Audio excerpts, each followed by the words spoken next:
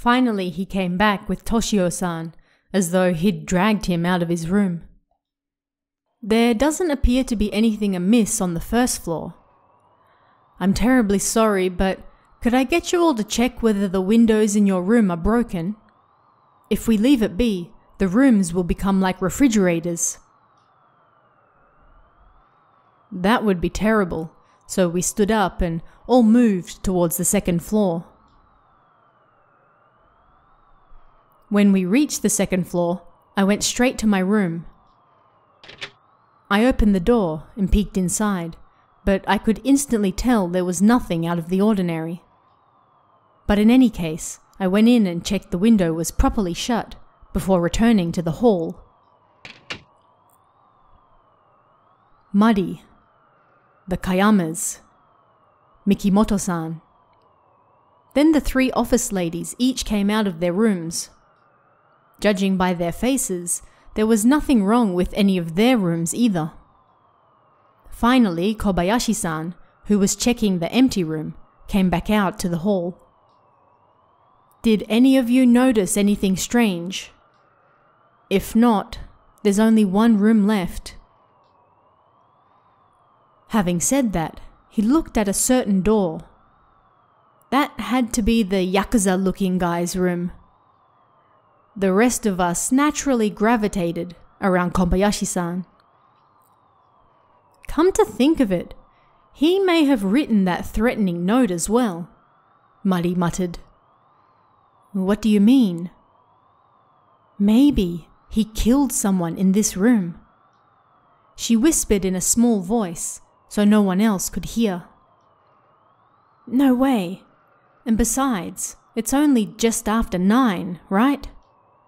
That note, if it wasn't a joke, said it would happen at midnight, didn't it? Yeah, but announcing the time you're going to commit a crime is mostly just to confuse the investigators, right?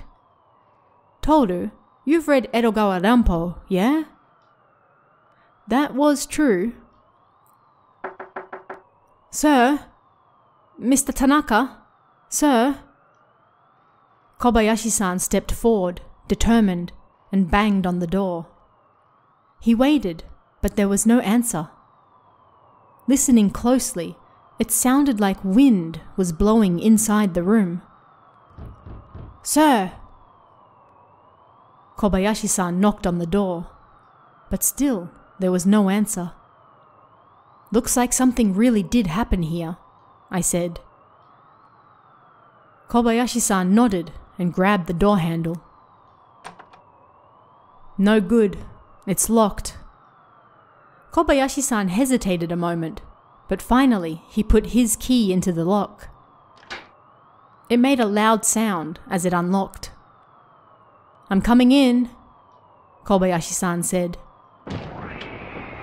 But the moment he opened the door, everyone knew something strange was going on inside. Along with the freezing cold coming through the door, a gust of wind blew over us. We could hear the curtain flapping in the breeze and something rattling inside the room. Sir! The door blew open as soon as Kobayashi-san let go of it and hit the wall. We could see inside. It was a twin room, just like mine. There were no single rooms, so single guests had to stay in a twin. Snow blowing in through the window danced around the room like crazy.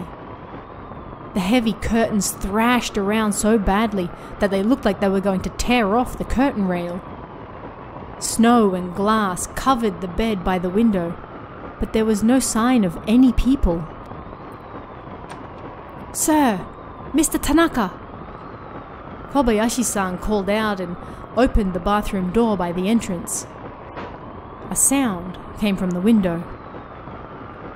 We turned around, and the window, which by that point was basically just a frame, was hitting the outside wall. Maybe he jumped out the window, I said. Why? Kobayashi-san asked what anyone would. Of course, I didn't know why. Kobayashi-san hesitated to go inside. "Aren't you going to check?" I asked him. He gave a small nod and cautiously stepped into the room. Muddy and I followed him, while everyone else watched from the hall. Kobayashi-san approached the window, holding his right hand up to shield from the snow. At that moment, he froze on the spot in surprise. "What the hell is this?" I approached him and followed his gaze. There was a gap between the wall and the bed of 20 or so centimeters. What appeared to be mannequin parts lay on the floor. A hand poked out of black cloth. On top of that casually lay a dirty leg. And some sunglasses lay next to a bluish-black face. A thread passed through the limbs and torso, and when loosened, there was a toy doll squashed flat. The limbs had been piled up just like that. What is this? It's a dead body. A real dead body. Kobayashi-san screamed, his entire body ignoring the snow pelting him. Muddy and I stood there frozen, looking at the dead body as snow started to pile on it.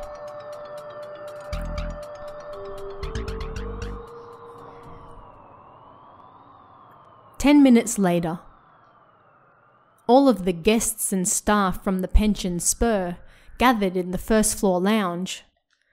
Or more correctly, everyone other than the corpse of that guest. Only Muddy, myself, and Kobayashi-san had seen it. Kobayashi-san had chased everyone else from the room. The three of us were unable to explain what we'd seen. All we could do was sip at our cups of hot tea, terrified. "Hey, can you just tell us what happened already?" Midori-san asked, annoyed. I glanced at Kobayashi-san, but he didn't appear to have heard her. Breathing heavily, I answered. "They're dead. Cut up and dead." I heard someone gulp as they swallowed. "Cut up? What do you mean?" Midori-san asked sharply as though it were a bad joke. "Just what it sounds like." Before I knew it, my voice was getting louder, more shrill as I screamed. "Cut up! The head, the arms, the legs, all cut apart and left lying there." "Ah!" One of the women screamed and started crying. It was Aki-chan. "Was it Tanaka-san or whatever his name was?" Midori-san asked in a small voice. "I think so. The complexion was totally different, so it was hard to tell, but I think it was him." Suddenly, Midori-san narrowed her eyes. "Are you sure it wasn't a really well-made doll? And that, along with the note, they're just some joke? I wouldn't confuse a doll with a human." I trembled as I remembered the cut of the arm at the shoulder. "But like, the effects they use in movies lately have gotten real good, right? Maybe it's like that." When she put it like that, I became less confident. It was a person, no doubt about it.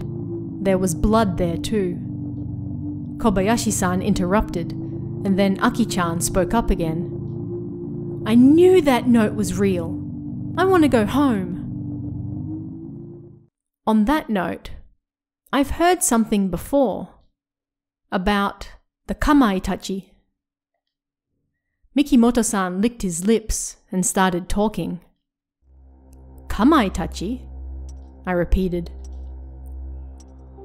"Yeah, you've heard of it, right?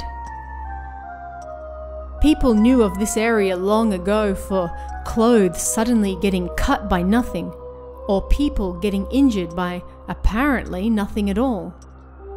The locals thought it was the work of a weasel-like creature with a sickle, and they called it the Kamaitachi. We all looked at each other as Mikimoto-san spoke in a low voice. After a short silence, Kobayashi-san snorted. "So, you're saying that it was the Kamaitachi that did that to Tanaka-san? How stupid." Mari also cut in. "And isn't a Kamaitachi a natural phenomena? I heard it happens when a natural vacuum is created and then it cuts through something." But Mikimoto-san didn't move. "That's how they explain it, yes. I don't know if it's a yokai or a natural phenomenon, but it's true that such a thing can happen. I've heard it can cut skin and tear clothes, but I don't think it can cut a human to pieces," I said. "If it's the work of a yokai, then anything is possible. Don't look at me like that. It's not like I believe in yokai or anything.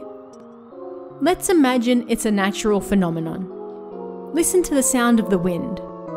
It wouldn't be strange if wind this violent created a terrifying vacuum, don't you think?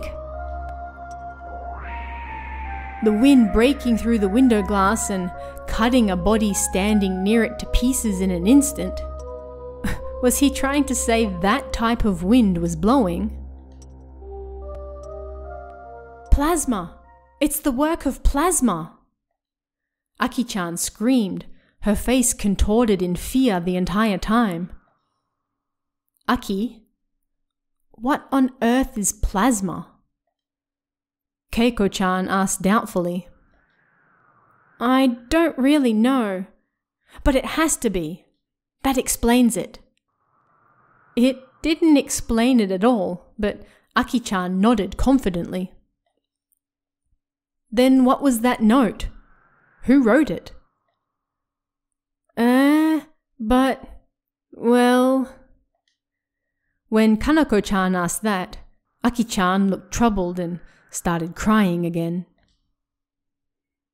"I've been hearing about this note all night, but what on earth is it?"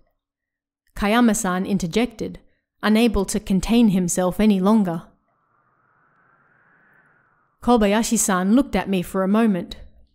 He realized there was no point in trying to hide it any longer and began telling him all about the incident with the threatening note. "Well, to tell you the truth..."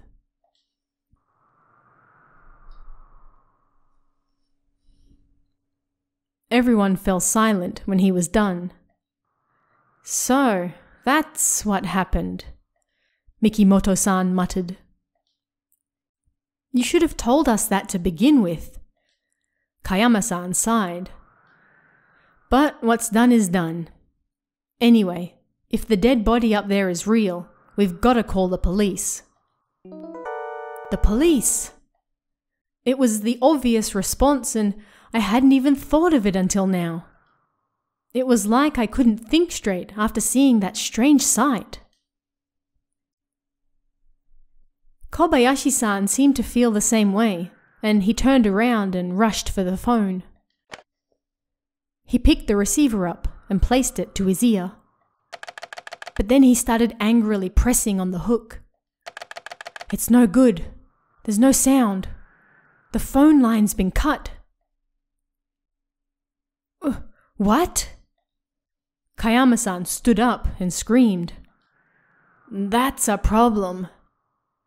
The line has to have been cut somewhere." Kobayashi-san glared hatefully at the silent receiver. The phone wasn't working. It took a while for the meaning of that to wash over me. If the phone wasn't working and the blizzard didn't let up, we wouldn't be able to contact the police. And that wasn't all. We wouldn't be able to leave here either. Kayama-san suddenly burst out laughing. Ah! Oh yeah! I've got a cell phone. We can use that. But Kobayashi-san replied curtly. It's no use, Kayama-san. There's no signal out here. You won't be able to use it. If not, then what are we supposed to do? There could be a murderer lurking around here. A murderer. That word caught us off guard. We were so preoccupied with the strangeness of the dead body that we didn't even think that it was a murder, and everyone was getting all worked up over Kamaitachi and plasma and whatnot. No, perhaps we didn't consider it on purpose. But there was no way it was an accident or suicide. It had to be a murder. Someone killed Tanaka-san and then cut him up. And like Kayama-san said, considering this weather, there was a good chance the perpetrator was still lurking nearby. Do you think someone could get down the mountain in this weather? I asked, and both Kobayashi-san and Toshio-san shook their heads at the same time. It's impossible, Toshio-san said. It's a miracle that Mikimoto-san was able to get here earlier. If they try to walk down, they'll freeze, and if they have a car and get lucky, it'll just come to a standstill. If they're unlucky, they'll flip into a swamp. So, the murderer has to be hiding somewhere inside the pension then, right? If they want to keep living, that's the only place. Everyone swallowed. Even the crying Aki-chan stopped for a moment as fear overtook her. Toshio-kun stood up, angry. Well then what? We have to spend the night with a guy who cut a dead body to pieces? Quit screwing around. Yeah, if you're saying there's a murderer, how are we supposed to sleep? We gotta do something.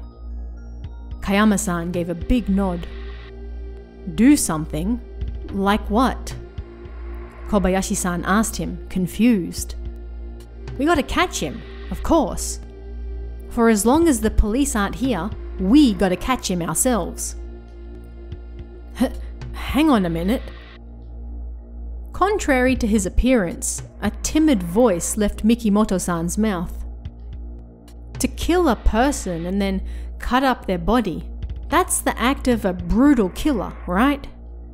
Don't you think it would be better for all of us to stay put here than trying to do something unfortunate? With this many people together, not even the craziest killer would try to touch us. So, you're saying you want to stay awake all night? He might kill us all when we go to sleep, you know. The girls trembled even more at Kayama-san's frightening words. I quickly interjected. No, I don't think even the worst criminal would go that far. Although I think it's important to make sure we properly lock the doors. Lock the doors? He's already inside. God, where and when did he get in? Kobayashi-san screamed in surprise. I don't know, but someone has already been killed. That means someone got in here without us noticing, yeah? But... Kobayashi-san searched for the words. Oh yeah, the window was broken, right? Maybe he got in that way. The snow out the back is still piled up, so it wouldn't be that hard to get in the second floor window. If so, then the criminal might have escaped back out through it. I mean, the door was still locked. I said what seemed obvious. How would I know? The locks here are buttons. If he came in through the window, he could have pushed the button and then closed the door behind him. And if he hid in the empty room on the second floor, he could have gone down to the first while we were all going up there. The doors were just as Kayama-san said. If you press the button from the inside, and then closed them, they would lock.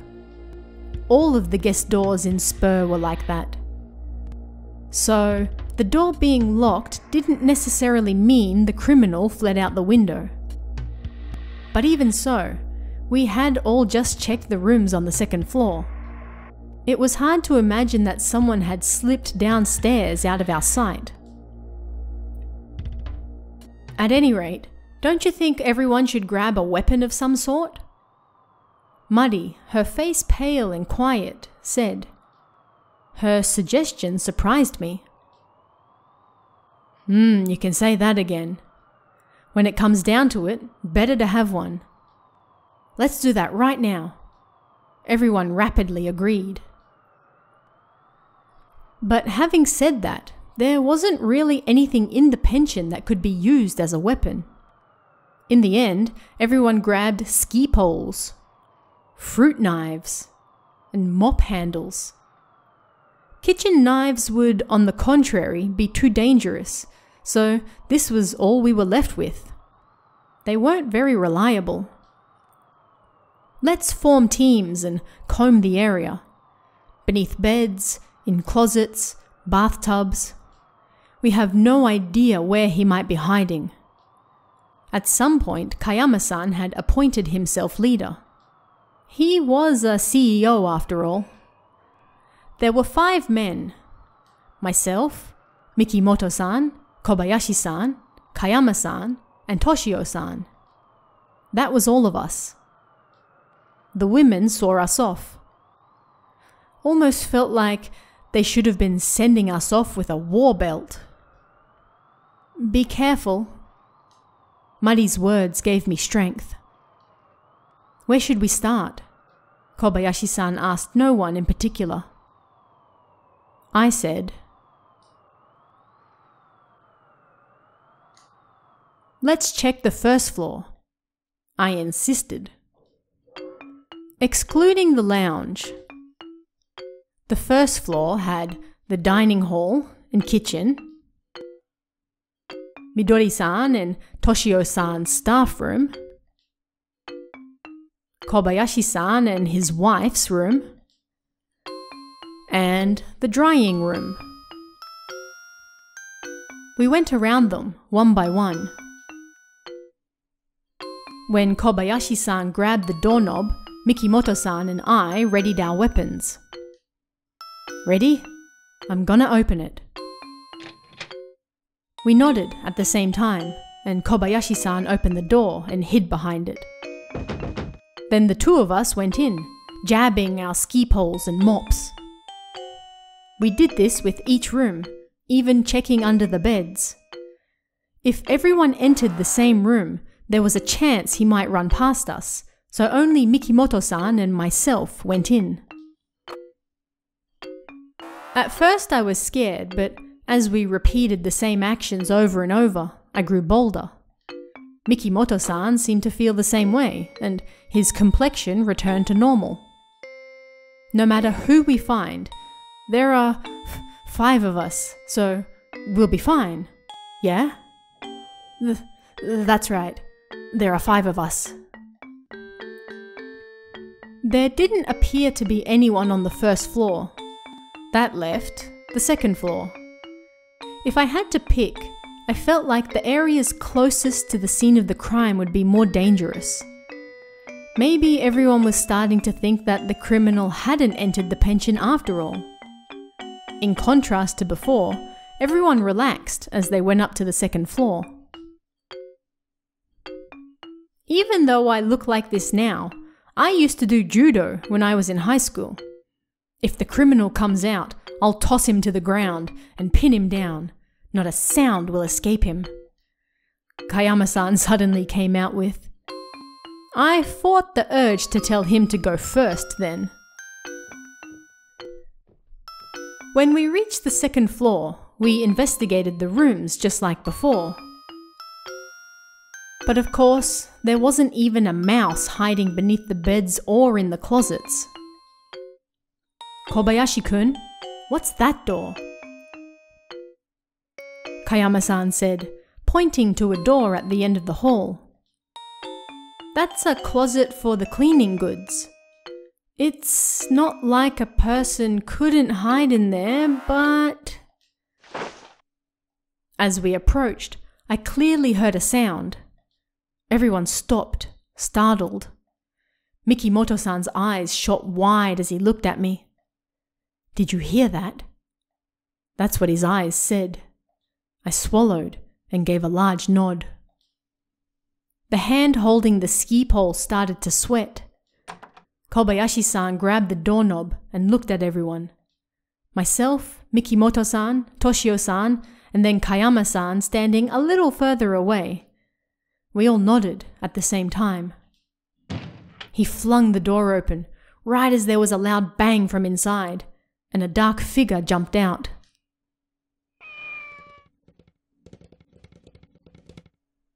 A cat! That's Jenny. So she was in there, Toshio-san said. Jenny? She's our pet here. I hadn't seen her for a while, so I was wondering where she went. Turned out she was in here, huh? You don't have any other rooms? I asked Kobayashi-san as we returned to the lounge. We have a wine cellar, but it's locked, he answered after thinking for a moment. Geez, so he wasn't here after all. That's a pity. I was gonna send him back to where he came from. Kayama-san rubbed his hands together, disappointed. As usual, he was all bark and no bite. When we returned to the lounge, Kyoko-san had prepared coffee for us. There was nobody there, huh? Muddy read our expressions. Does that mean he escaped then? Probably, Toshio-san answered. Everyone looked both relieved and worried. Of course they did. Nothing dangerous had happened, but we couldn't be sure there wasn't someone hiding still. Plus, even if they weren't there now, they might still come in during the night. No matter how tightly we locked the doors, they could still break a window and come in. Hang on. I suddenly had a question. We had decided from the beginning that the criminal broke the window to come in. But was that really the truth? Maybe the criminal had entered the pension much earlier. And then they took their time cutting Tanaka-san apart. There was no other way they could have cut a person apart like that.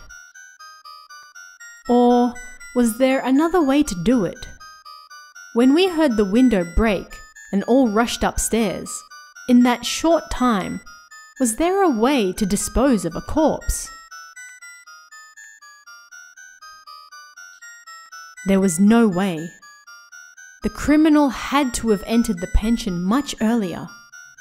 If so, then when? From where? How did they get in with nobody noticing?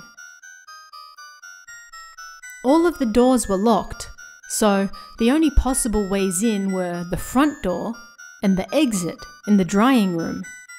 But somebody would have noticed from either of those doors. Plus, even if all the guests were in the back, at the very least, Kobayashi-san would know who was coming and going. If so...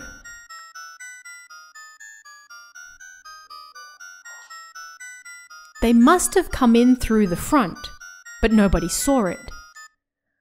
I see. I could see the truth. No, the criminal wasn't invisible. I could clearly see who it was. But still, I hit a mental blind spot. What's wrong? You look like a pigeon just swallowed a water gun. Muddy looked at me and smiled. I think the saying is a pea shooter. Who cares? Either way, what's wrong? I know what happened with the murderer. Everyone looked at me in surprise. Really? Kobayashi-san was shocked. Are you trying to say that the murderer is one of us? Muddy nervously asked. Unfortunately, yes. No way. I said,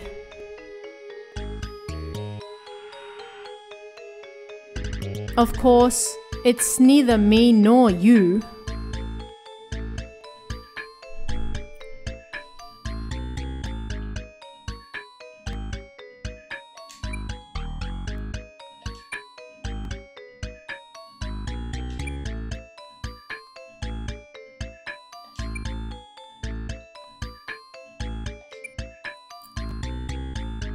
The murderer is Mikimoto-san, I said decisively. Mikimoto-san? Mikimoto-san? He's been in the lounge almost the entire time he's been here. Muddy quickly argued. And he was only on the second floor for... Muddy looked into the air, searching her memories. Yeah, he was only there for about 2 minutes, to put his luggage away. How on earth did he kill Tanaka-san in that time, and then cut his body into pieces? Muddy took Mikimoto-san's side. Was she interested in him? I imagined all sorts of things I didn't need, and said, of course, that would be impossible, I answered readily. Right? You should think a little harder. Jeez. She spoke to me as though I were a fool. Calmly, I said, it's true that he couldn't have killed Tanaka-san, but he could have killed Suzuki-san. Suzuki-san? Who's that? Muddy asked, annoyed. I just made the name up. I don't know their real name. Apparently in America they use the name John for corpses they don't know the identity of, yeah? What on earth are you talking about? I'm saying I don't know who that corpse is up there, but it's not Tanaka-san. It's not Tanaka-san? Then who is it? I just said I don't know, didn't I? Listen, neither Mikimoto-san nor anyone else could have killed Tanaka-san and then cut him up. But there's a dead body in pieces up there, which means that body isn't Tanaka-san. That's what I'm saying. I see. So while you know who the murderer is, this time you don't know who the victim is. Toshio-san snorted. But isn't that a little strange? Kobayashi-san furrowed his brow. If it isn't Tanaka-san, then how did they get in here? Through the front door, of course. There's no way. A bell rings in the back whenever the door opens, so even if no one's at reception, we still notice. That's true. If one person enters. But it's a different story if 2 people enter at the same time. The victim entered with Tanaka-san. What on earth are you saying? He came here alone. No doubt about it. Kobayashi-san angrily refuted me. Did you check inside his ski bag? The victim was inside it, already dead and cut up.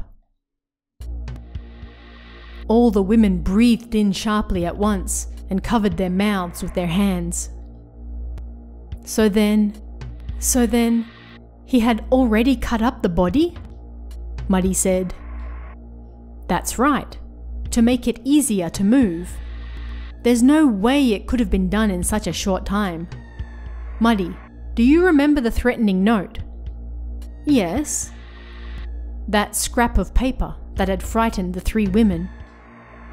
Judging by what was written, the criminal thought people would find the body around midnight. But we found the body sooner, which was his big mistake. Hang on. So he left the body in the room, broke the window, and fled from the second floor? Not quite. There's no reason to break the window to run from the second floor, right? Everyone looked at each other dubiously. True. If you really think about it, there's no reason to break the window. Kayama-san rested his hand on his chin. Putting breaking in aside, to get out from the inside, all you have to do is unlock it. So then, why did he break it? To draw our attention. We would know something happened with that sound, and we would all rush up to the room to see. The criminal did it on purpose, so we would find the body. Why would they do that? Muddy asked the obvious question. To hide the time they really committed the crime and create an alibi. An alibi? But when they broke the window, the murderer was still in the room, right? How would that create an alibi? The criminal had, of course, long left the room by that time. They set it up so the window would break automatically. Set it up to break automatically? How would they do that? Muddy jumped in and I had to think it over. How did they do it? The snow. Could they somehow do it with the snow? Remembering how the snow that fell from the roof surprised us, an answer appeared before me. The snow. He used the snow. The snow? Yuki repeated dubiously. Yeah. Let's say the person goes out one side of the open window. Then they fix it so the wind isn't able to rattle the other side. They lightly tie a 1 or 2 meter rope to the handle. And on the other end of the rope is a flat board or something. Let's say it's the flat board from the bottom of a ski bag. You're saying the rope tied to the window and the board? And then what?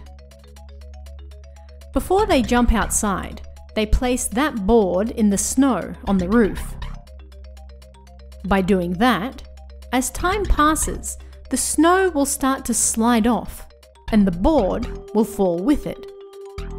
This will yank the window open, causing it to hit the outside wall, and then, bang! Then the board and rope would slide off and get buried in the snow. Kobayashi-san nodded, impressed. I see. So at that time, the criminal had already gone somewhere far away to create an alibi. I continued. Yeah, but that still has faults. In this weather, just how long would it take to reach somewhere to create an alibi? It's difficult to predict how long the snow will fall for. Plus, it requires us to remember exactly when the window broke. That's true. The plan relies a lot on chance, Muddy said. I think the criminal had an even more meticulous plan. A plan that would create a solid alibi, no matter when the window broke. You can do that? I looked around at everyone's faces without answering Muddy. My eyes stopped on one person in particular. There's a far better way that doesn't involve the danger of going out into the blizzard. By changing their clothes and hairstyle, and then re-entering the pension to find the dead body with the rest of us. That way is much better, don't you think, Mikimoto-san? Everyone turned to look at him at once. He stood beneath my gaze, unwavering. I opened my mouth to speak again. Tanaka-san was wearing sunglasses the whole time, and he didn't speak to anyone. By taking his glasses off, changing clothes, then putting on a fake beard, none of us would recognize him as Tanaka-san. Mikimoto-san smiled as everyone looked at him. Well then, looks like I'm a master of disguise. You're saying I'm a master of impossible crimes and disguise? You don't have to be a master of disguise just to do that. None of us know Tanaka-san's real face. Then, let's say that's true. Why do you think I'm this Tanaka person? Through process of elimination. Other than you, everyone else was here when Tanaka-san was as well. But nobody has seen Tanaka-san since you arrived. Hey, so that's why you think I'm him? He could be making his way through the snow right now. He could be. If your facial hair is real, then my guess is off the mark. Do you mind if I test that theory?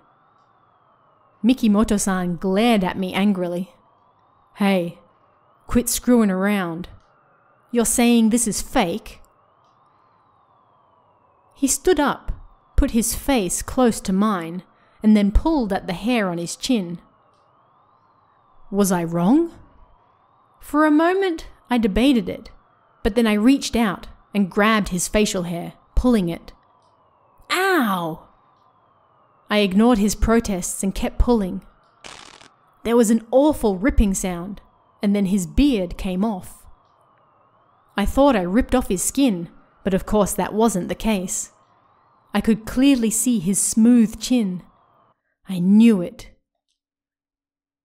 Before I even said the words, Mikimoto-san grabbed my arm and twisted it up behind my back. Ow, ow, ow, ow, ow, ow, ow. I instinctively screamed. So Mikimoto-san really was Tanaka-san. Behind me, he spoke. I didn't think you'd guess so easily. You're smarter than you look. Everyone gulped as the sound of the rest of his fake beard being torn off echoed behind me. So you really are? Kobayashi-san started before being at a loss for words. That's right, just like he said. I put that body there. I didn't think anyone would see through it. Who would have thought there'd be a great detective in a place like this? I tried to twist my arm free, but he held it even tighter. If you struggle, I'll break your arm. He threatened me in a low voice, and I trembled. I had no doubt that he really could and would. What do you intend to do? Mari said, her face pale. What shall I do? It's not like we can all get along until morning now. Should I take a hostage? Or should I just kill you all? The blood drained from my body at his calm tone. You might have fighting experience, but do you really think you can take all of us on and win? When Toshio-san challenged him, Mikimoto-san, no need to attach san to his name anymore. Mikimoto smiled, undaunted. If you don't mind me breaking his arm, then go for it.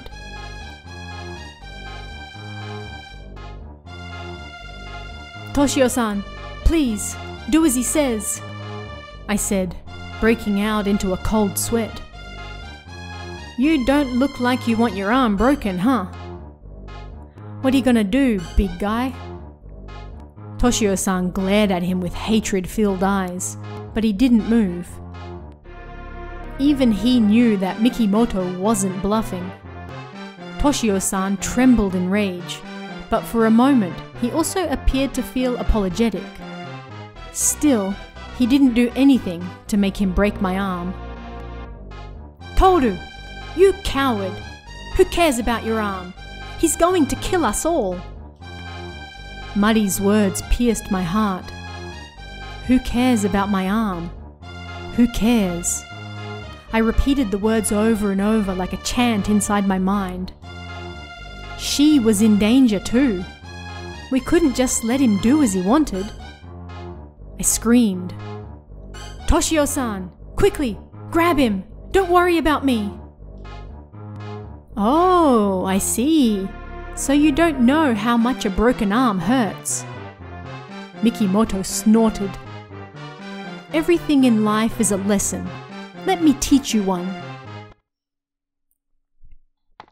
At that moment, a large shock ran through my right arm, right between my wrist and elbow. Uah! I screamed and writhed, escaping Mikimoto's grip and falling to the floor. It was like my right arm had gained another joint, like some unknown animal's leg. My wrist dangled. Dizziness and nausea assaulted me at the same time. I did my best not to pass out. Toru! Toru! Are you okay? Faster than light, I heard Muddy's voice. He's okay. He's not gonna die. Now he knows what it feels like to break a bone. Well then, he has another. Shall I break that one too? I couldn't believe my ears. The pain I was already feeling was enough to drive me crazy, and he wanted to break my other arm? I noticed I was crying, in both pain and disappointment, and it made me mad. To cry in front of this guy. I won't let you! I heard Muddy scream. Then the sound of two people colliding. I looked up without wiping my tears and saw Muddy and Mikimoto struggling with each other. Even through my tears, I could see that Muddy was no match for his large stature. I screamed and rammed into Mikimoto's back. Uah! The moment I hit him, a pain like lightning ran from my arm to my shoulder to my brain, and then I collapsed. I desperately held myself back, and Mikimoto looked at me, surprised. You! He groaned. As he was distracted, Muddy kicked him as hard as she could between the legs. As she stepped away, Toshio-san ran forward and punched him in the face. He was still standing. Kobayashi-san, who had snuck up behind him, put both arms around his neck. Kayama-san and several of the women jumped forward. The sounds of battle, screams, and things breaking. Amongst the noise, a comfortable lullaby started to reach my ears. I closed my eyes and collapsed to the floor, passing out. When I came back to, I was on a bed. Seemed they may have called a doctor because my right arm was wrapped in heavy bandaging. Muddy slept in the bed next to me, using her arms as a pillow. As I came back to my senses, memories came flooding back about what had happened. What had happened after that? I had to ask her once she woke up, but I didn't really care either. Muddy started moving. Toru. It sounded like she called my name. I could see dried tears on her cheeks. Was she so worried about me that she cried? And she stayed by my side all that time? There were so many things I wanted to hear and ask once she woke up. That was how I felt. A day, no. A week, no. A month wasn't enough time for it all. But the first words were a given. Muddy slowly sat up and rubbed her eyes. I spoke. Good morning, Muddy.